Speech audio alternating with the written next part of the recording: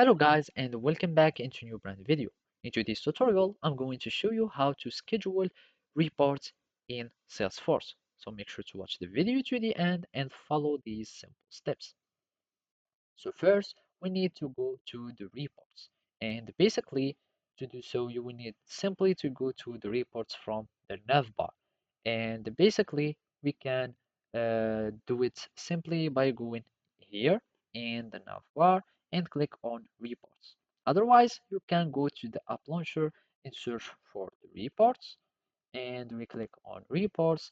And basically, now you will be able to access the reports. If you want to add it to the navbar, you can edit the navbar by clicking here, and you can add the reports by clicking on add more items, all in search for reports. So now I'm just going to click on a new report so we can be able to schedule this report.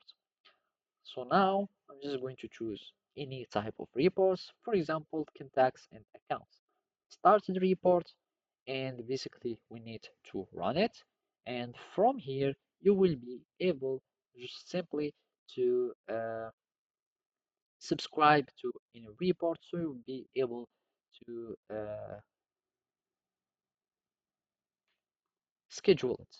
So here we have, for example, this one, and it has this subscribe option.